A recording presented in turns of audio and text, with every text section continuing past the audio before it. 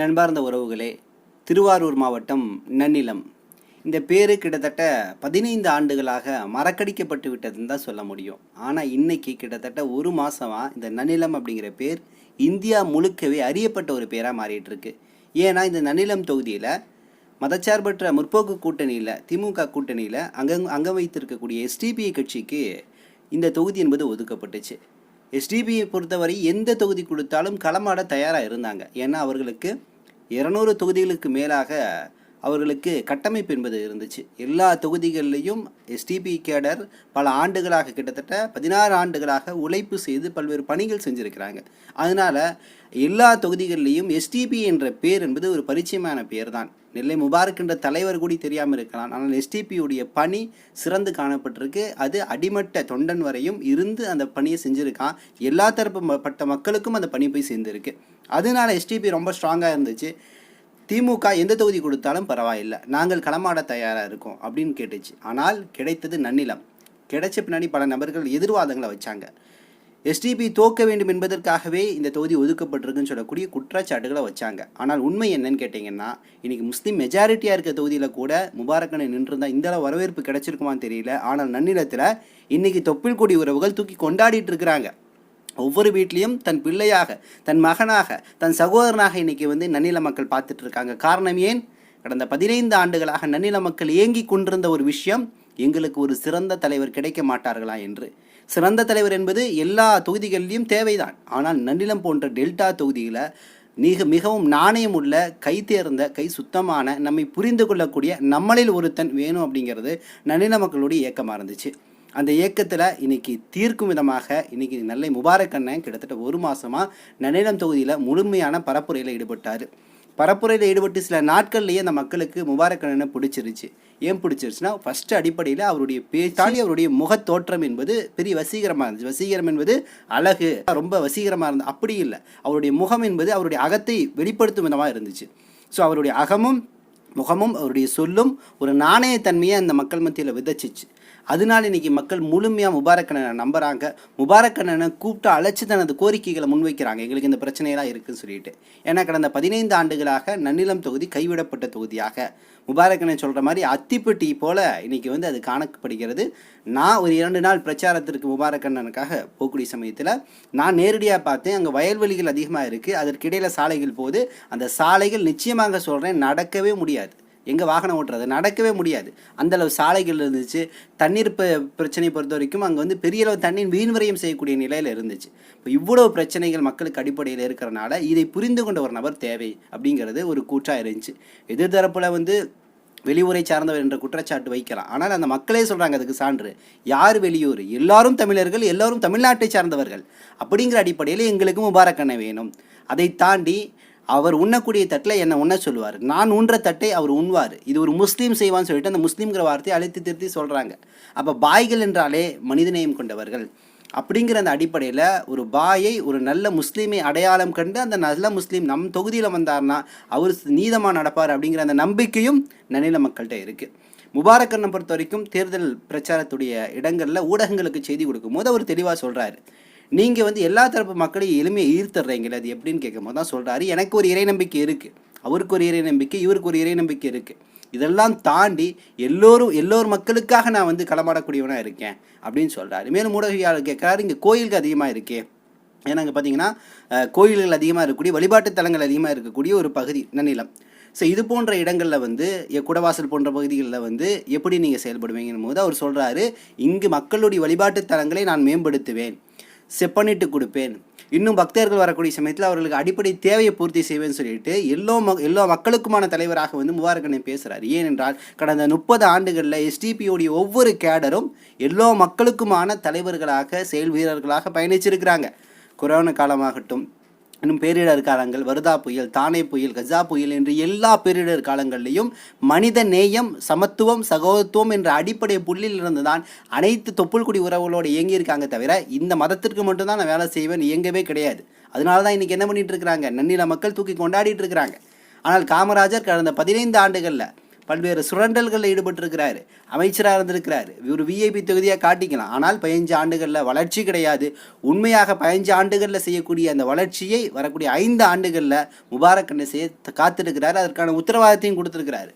அப்போ இவ்வளவு அடிப்படையில் மக்களோடு மக்களாக எளிமையாக இன்றைக்கி மக்கள் ஈர்க்கும் விதமாக இன்றைக்கி வந்து நன்னிலம் தொகுதியில் வந்து முபாரக்கனுடைய பிரச்சாரங்கள் வீரியமாக போயிட்டு இருந்துச்சு. இன்னும் சில நாட்களில் தான் இருக்குது. கிட்டத்தட்ட 23 ஓட்டு போடுறோம். 4ஆம் தேதி, அடுத்த மாதம் 4ஆம் தேதி ரிசல்ட்டு தெரிஞ்சிடும். ரிசல்ட் இன்ஷா அல்லாஹ் ஒரு மிகப்பெரிய வெற்றியை முபாரக்கண்ணை சுவைக்க தயாராக இருக்கிறார். முபாரக்கண்ணை மட்டும் இல்லை, அது வந்து எஸ்டிபி தேசம் முழுக்க இருக்கக்கூடிய எஸ்டிபி ஒவ்வொரு தொண்டனும் கொண்டாடக்கூடிய அடிப்படையில் இருப்பார்கள். என்னை போன்ற தீவிர எஸ்டிபி கட்சியுடைய ஆதரவாளன் பெரிய அளவில் எதிர்பார்த்துட்டு இருக்கிறாங்க.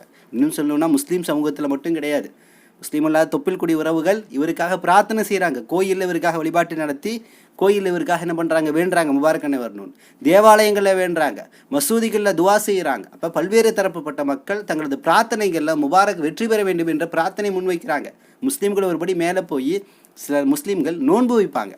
அவருடைய வெற்றிக்காக நோன்பு வைக்கக்கூடிய முஸ்லீம்களையும் என்னால் அறிய முடிகிறது. ஏன் நான் கூட வைக்கக்கூடிய வாய்ப்புகள் இருந்தால் இன்ஷா அல்லாஹ் வைப்பேன்.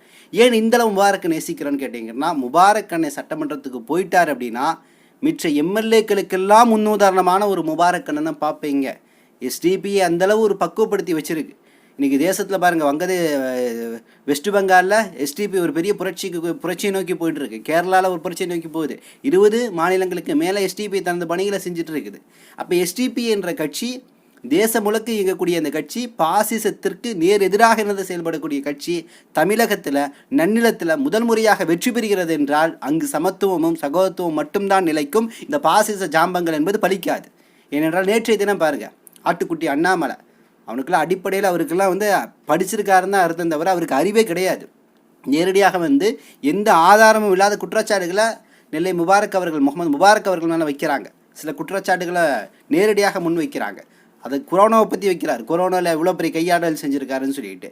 அப்போ நிச்சயமாக அந்த கிளிப்பை வந்து ஒரு பாசிட்டிவாக போட்டிருக்காங்க. எனக்கு ரொம்ப பிடிச்சிச்சு. அவங்க கொரோனா அப்படின்னு சொல்ல ஆரம்பிக்கிறான் அண்ணாமலை ஆட்டுக்குட்டி பேச ஆரம்பிக்கும் போது கொரோனாவில் என்ன நல்லது செஞ்சாரோ உதயநிதி பேசுகிற அந்த கிளிப்பை ஜாயின் பண்ணி நீங்கள் பரப்பிட்டு இருக்காங்க. இதுதான் ஆரோக்கியமான ஒரு அரசியல், ஒரு தேர்தல் பிரச்சாரம். இவனை போய் திட்டி நமக்கு என்ன கிடைக்க போகுது? இன்னும் சொல்லணும்னா நன்னிலத்தில் பாஜக ஃபேக்டர் ஒன்றுமே கிடையாது. அங்கே ஏடிஎம்கே தான். ஏடிஎம்கே வீழ்ச்சி அடைய போகிறது.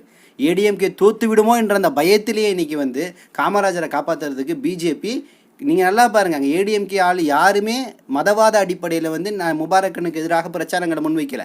பாஜக கடந்த ஒரு வாரமாக மதவாதத்தின் அடிப்படையில் வைக்குது. முஸ்லீம் என்று அடையாளப்படுத்துது, முபாரக் என்று அடையாளப்படுத்துது.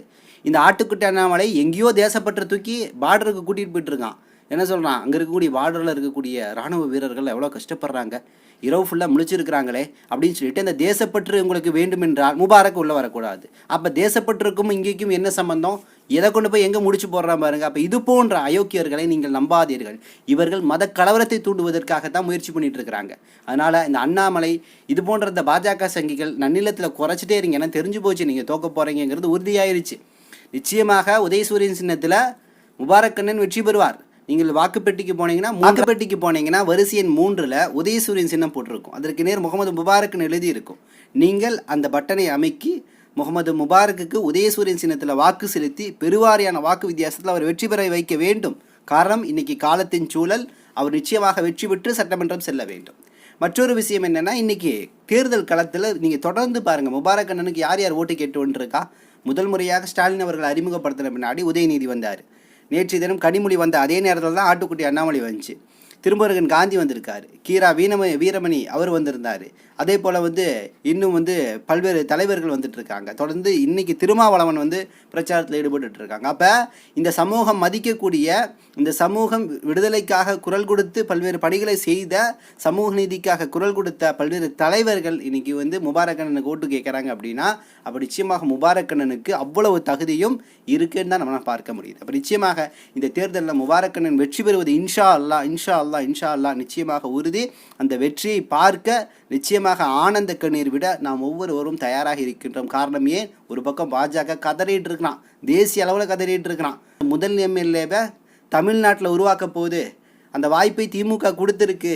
அங்கே வெற்றி பெற்று விட்டால் இனி நாம் ஜெயிக்கவே முடியாது. ஏனென்றால் அது சட்டமன்றம் போயிருச்சுன்னா அதோடைய செயல்பாடுகள் என்பது இந்த சமூகத்திற்காக மிகப்பெரிய அளவில் முன்னெடுக்க தயாராக இருக்குது. அதிகாரம் கையில் கிடச்சிருச்சுன்னா என்ன, அந்த அதிகாரத்தை பயன்படுத்தி ஒடுக்கப்பட்ட மக்கள், பிற்படுத்தப்பட்ட மக்கள், தாழ்த்தப்பட்ட மக்கள் என்ற அனைத்து மக்களுக்கும் போராடக்கூடிய கட்சி SDP இருக்கிறனால முபாரக் அவர்கள் அனைத்து தரப்பு மக்களுக்கும் ஒரு பொதுவான நபராக இருப்பார் அப்படிங்கிறதுல மாற்று கருத்து கிடையாது.